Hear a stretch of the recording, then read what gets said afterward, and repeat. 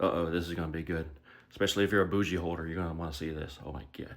So this is the guy that's currently the #1 bougie holder. So if it's such a positive telegram, why did I get kicked out for saying we're in a bull market? I said nothing bad about it. I don't remember that being the reason. Maybe it was, I don't know. But my experience, this is my opinion, with dealing with this guy is that he's not such a positive person. He's a kind of anxiety-ridden type guy, nervous Nelly. And, I did something to make him mad. He was kind of focused on the whole SOBA thing. He couldn't let it go, even though he was the #1 SEAM holder at one point. So, I don't know, I rubbed him the wrong way or whatever, I guess. So, he sold his SEAM, a lot of it, for bougie. Which, I mean, it's his money. He can do whatever the hell he wants. But you would think he would want SEAM to do well, right? Why did you buy all the SEAM if you didn't want it to do well? You could have, if you would have held on to it, SEAM would be at 1.5 million. At the rate we're going, we're doing great now.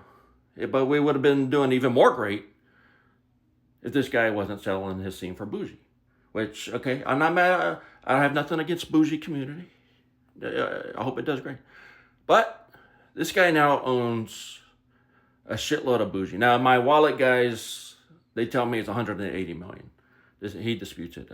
I don't know. Whatever. It's a shitload. We've determined he owns about 180 million over about 8 bougie wallets. So hopefully Granny doesn't do anything to piss this guy off. Apparently I pissed the guy off. I mean, there were some SOBA people that weren't happy. What are you going to do? But it could have all been made back and more by pushing SEAM to the freaking moon instead of just concentrating on the negative aspects of everything. But I don't know what you're going to do. Hopefully it makes a lot of money. And bougie does great. Maybe he never sells the bougie. If he never sells, then it's going to do great. I mean, the whole purpose is to make a profit. So you would think he'd want to sell at some point, but who knows? Maybe he's a generous person and he'll never sell. But we'll see how it goes. But we rarely ban anybody unless they're a spammer or a scammer or they're just so negative to the point where we just got to remove this negative aspect from the situation.